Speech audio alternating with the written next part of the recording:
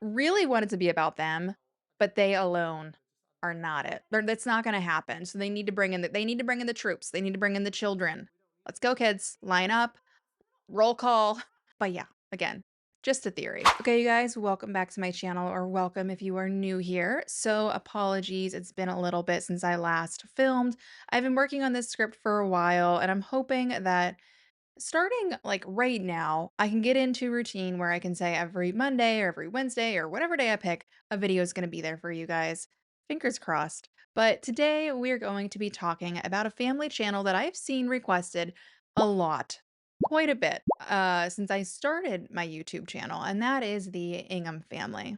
But when I would go look at the channel, I'd see a channel with a lot of content, but the views were not that great. No shade, because honestly, the views look a lot like my views, but my channel has 50,000 subscribers and they have 1.3 million or something like that. So to me, at least, it kind of tells me that at one point they were pretty big, but at this point they might be on their way out as far as, it comes to their channel as a whole. And so for a while, I thought, what's the point? Nobody really watches them anymore.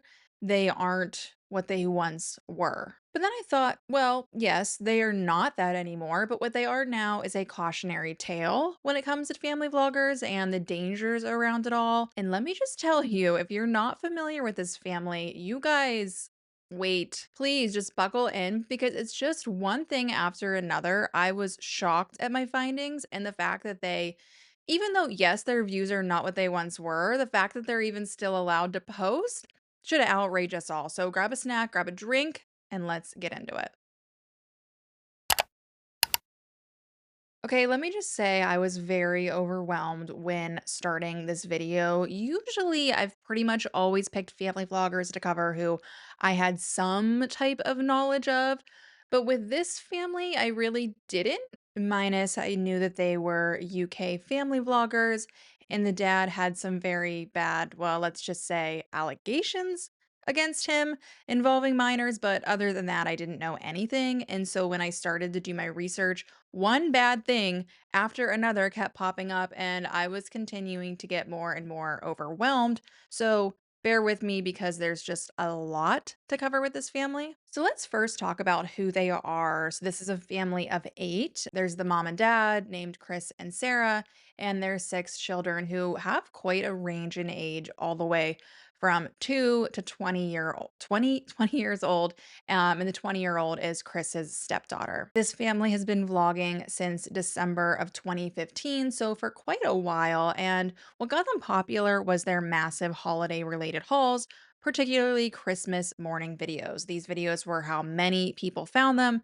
It would just be, at the time, the 3 kids surrounded by a boatload of gifts. In fact, to this day, that is still their number one video on the channel with 70 million views, which is insane to even think about.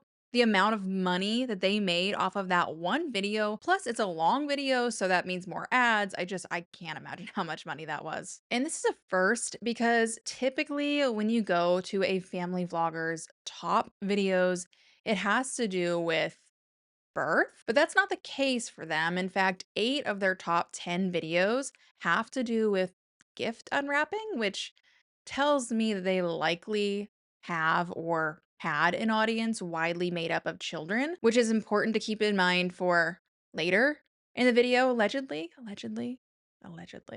But yeah, they've been vlogging their daily lives for over a decade now and continuing to post a new video 6 days a week, which I found kind of interesting because most family vloggers who have been on as long as this family has been on the internet for, once the kids start to get older and many of them become teenagers, typically I've noticed the daily vlogs stop and it becomes more of a channel where the older kids are doing a lot of scripted type of content where it's less about the audience learning about them and it's just the audience tuning in for the challenges, I guess. Basically, like they shift from trying to appeal to maybe other moms, other parents out there of young children, and now want to appeal to children, like with Jonathan Jolie or these Norris nuts. But no, the Inghams are still doing daily vlog style videos where the kids are still very much the focus of the videos as well as the family's daily life. And the videos are usually longer, like 40 minutes or so, which is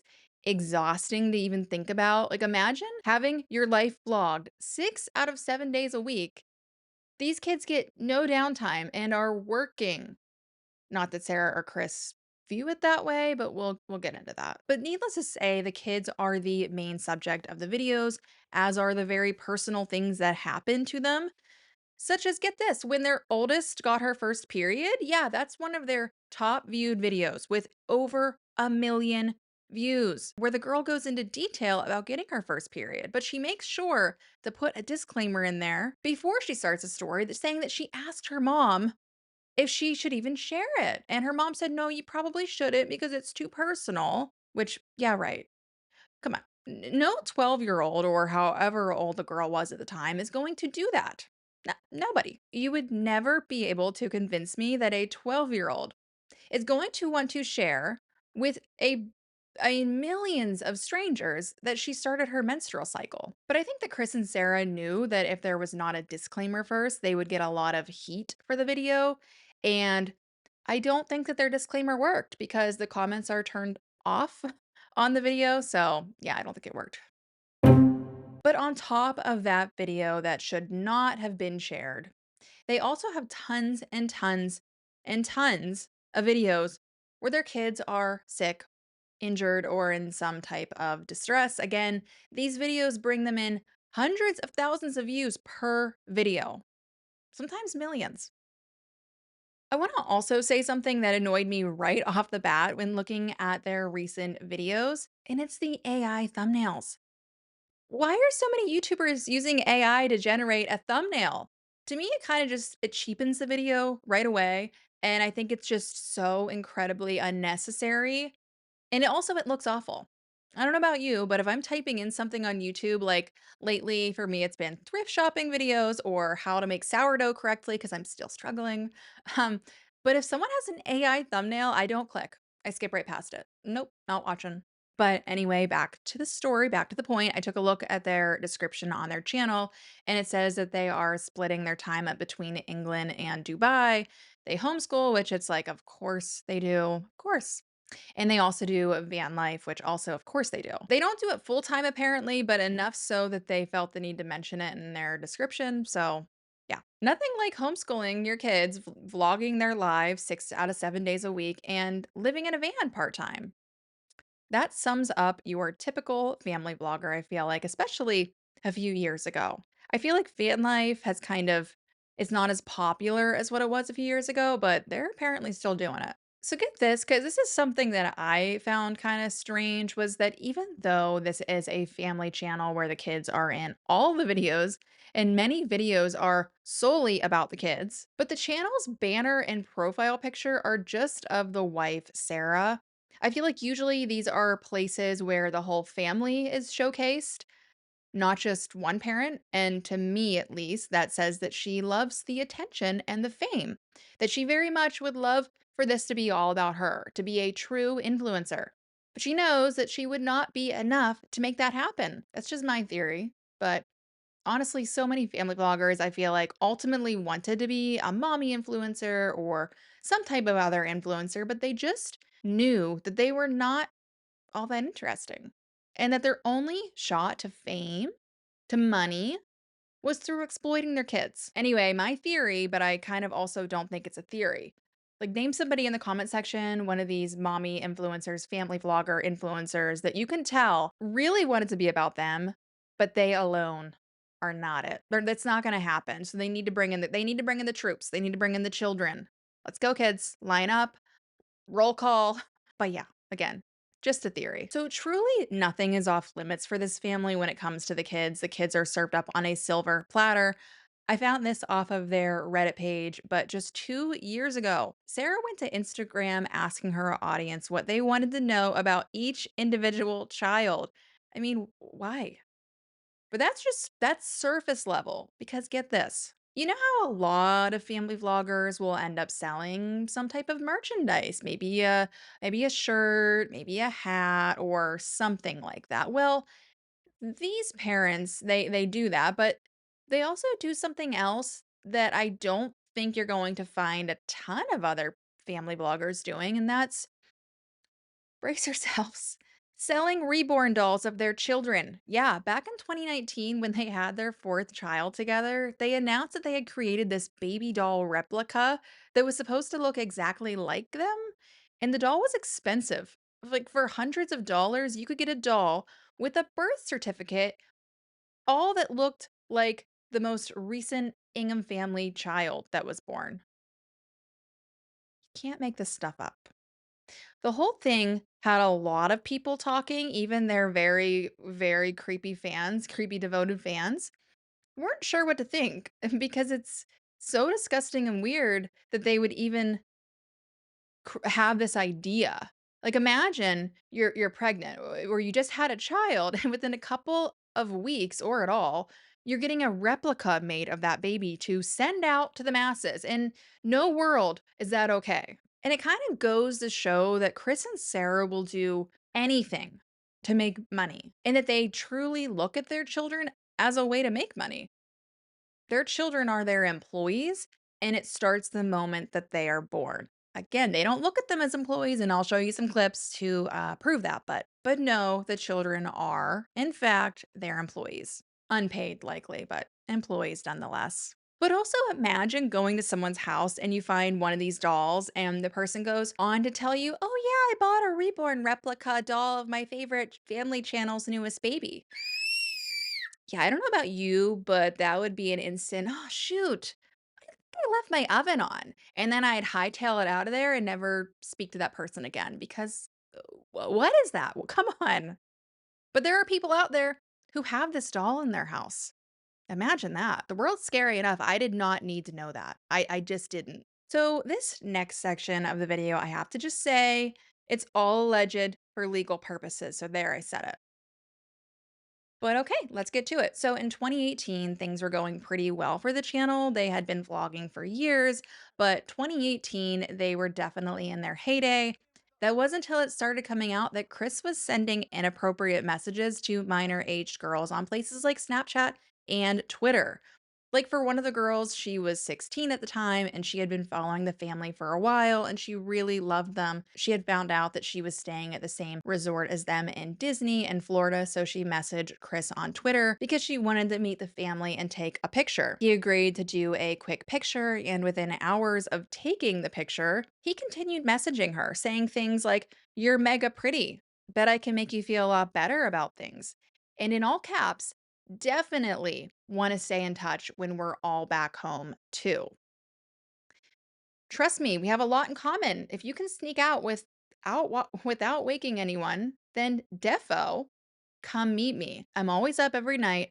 I would say tonight, but I need to crack on with the editing first if you're awake in an hour or two. Ha.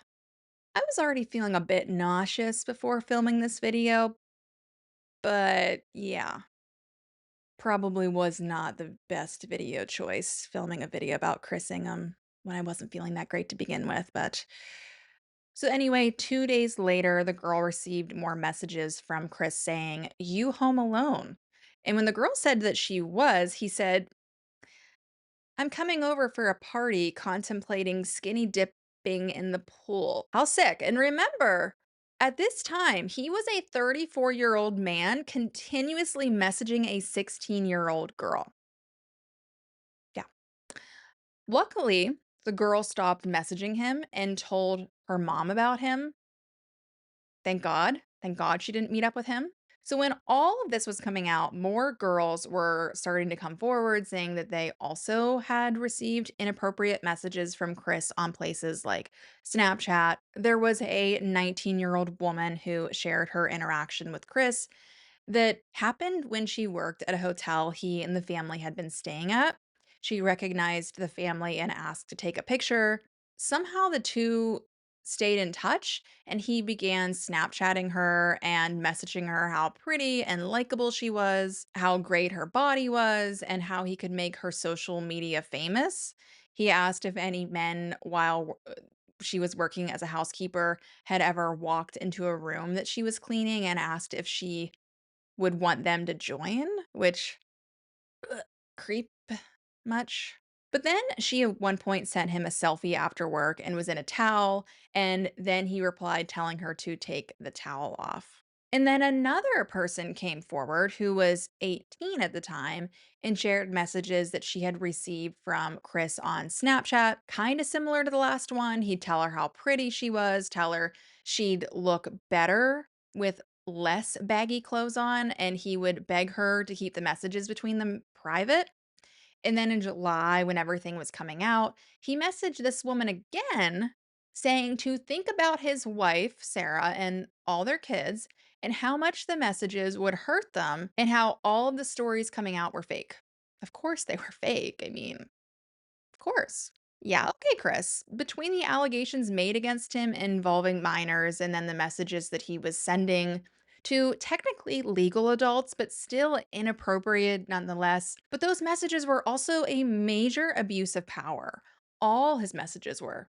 He knew that he had a large legion of fans, and he apparently, allegedly, used that as a manipulation tactic to get the girls to message him and send pictures in hopes that they would meet up or that he would get some type of inappropriate photo back. During this time, when one person after another person was coming forward, Chris was not addressing any of it. He was staying silent, and people wanted answers, obviously. In fact, did any of you guys used to watch Zoella back in the day? Well, if you remember her boyfriend Alfie, who also did slash does, I don't know. I've heard that Zoe and Alfie haven't posted in a while, but during all of this, Alfie posted a message on Twitter, just as outraged as everybody else on the fact that Chris was staying silent. All of that and just the fact that the story wasn't going away led to Chris coming out with a since deleted 22-minute video that has been saved, talking about how it was all fake and that he was not a PDF file. I am not going to be addressing this again. A lot of people out there have wrongly jumped to so many conclusions about me. I am not a sexual groomer. I am not a pedophile. I am not a kiddie fiddler. I am not a sexual predator or any of the other ridiculous crap that I have seen written about me online. Sarah has stuck by his side the entire time, and they've even had kids together since then. I think like 2 or 3 kids, which I mean, yeah, that's certainly a choice, not a choice anyone in their right mind would make, but a choice nonetheless. Definitely a lot of different messages that have come out that he has allegedly sent to various people of this nature. But we got to segue. So, segueing into the next topic of child safety, something that they've definitely been called out before, but also something that Chris doesn't fully believe in.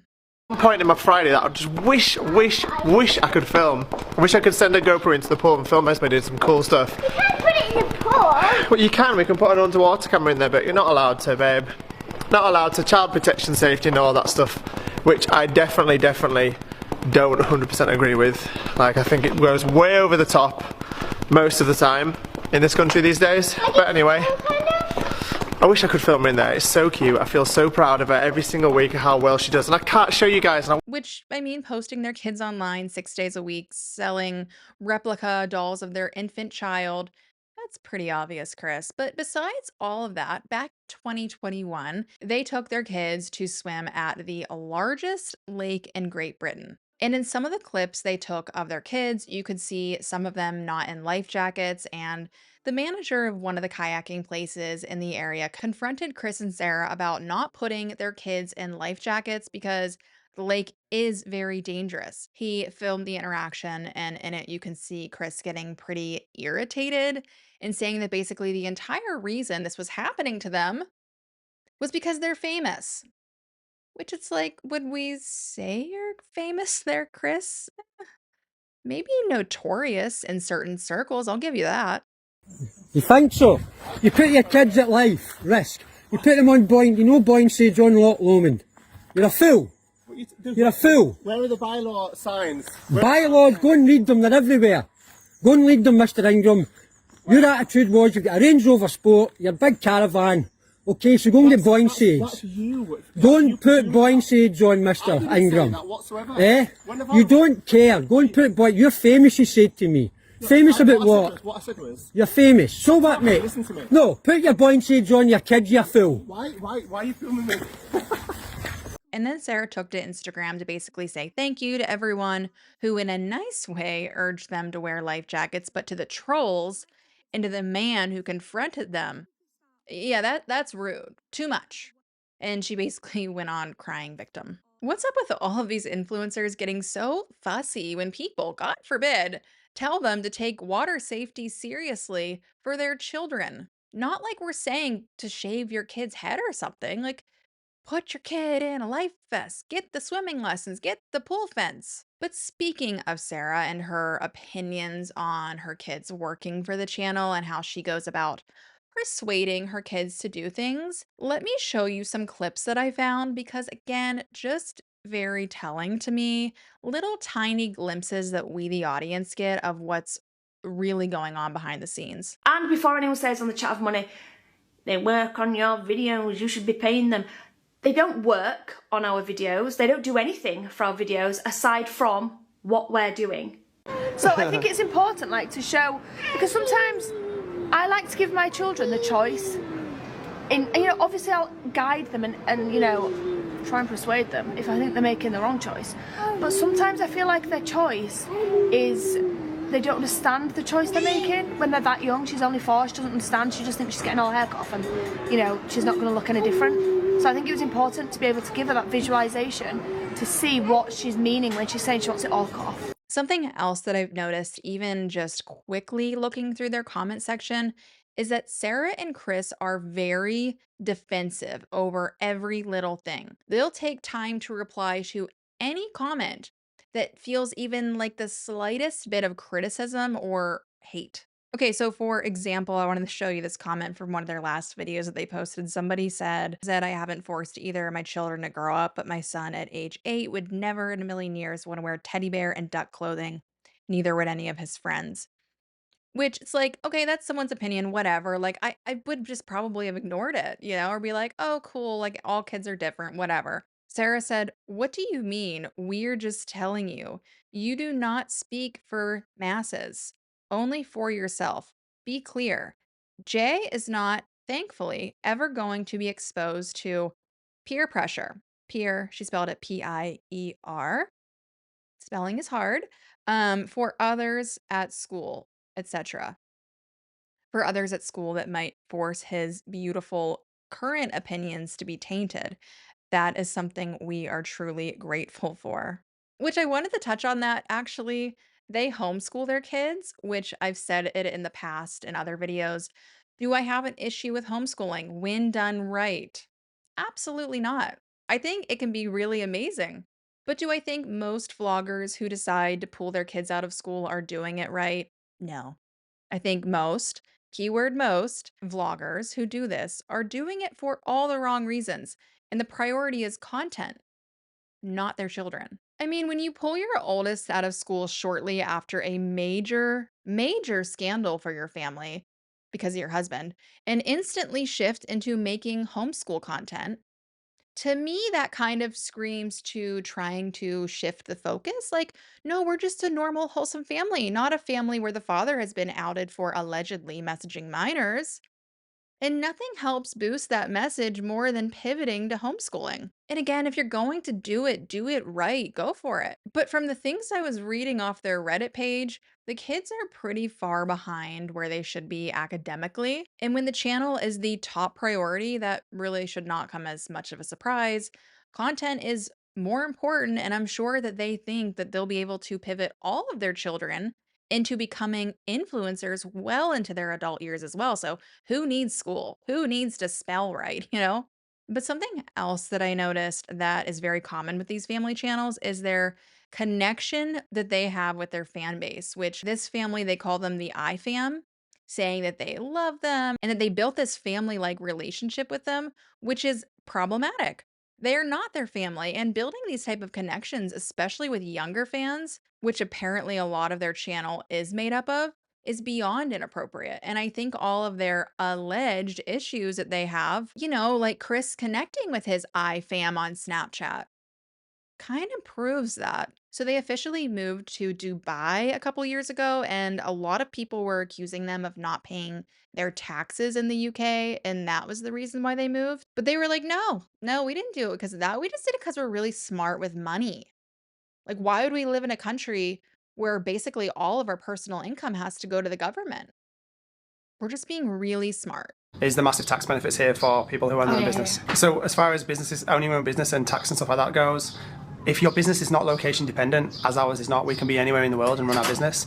Why would you be based in a country where you have to pay the majority of your salary away to the government? It doesn't make sense. Yeah. Why would you want to do I know that? there's going to be lots of clowns that are giving it all like, oh, it's tax dodging, but no, it's not tax dodging, it's being tax smart. No person who owns money. Why would you want to give it to the government? No, do you know what the thing is, right? Is that we are, as UK residents, right, we have to pay a huge amount of tax to the government, but we travel so much that we're barely even UK residents anyway. Like, we're barely UK residents anyway. And so why would we want to give that money to the taxman when we could put it in our children's accounts and still travel and still be at home? But it's also been reported that they went into voluntary liquidation in May of 2025 with a debt of 137,000 euros, which is equivalent to 157,000 American dollars. So I don't know if that's all true, but it does seem like it's out there. There are news sites reporting this. A lot of people have done the legwork to find out that it does appear to have some credibility. So it kind of makes me wonder how they got to that point if it's true. I mean, at one point they were doing so well on YouTube, the amount of money they were bringing in from views, ad deals, all of that.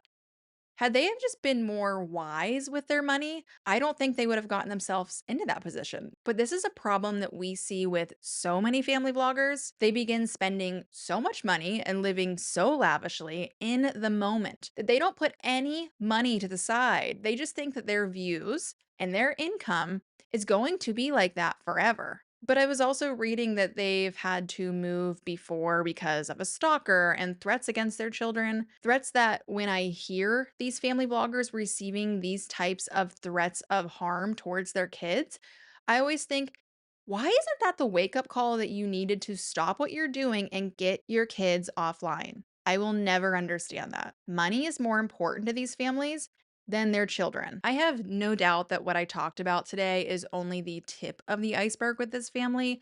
Again, they've been doing this for over a decade and have, I think, over 3,500 videos. And I've never looked into them before. So I'm sure I missed a lot. So definitely let me know in the comments things that I missed and who you think I should cover for my next family vlogger deep dive. Thank you as always for being here. Please hit that thumbs up button. It helps out a lot. And hopefully I see you guys in my next video. Bye.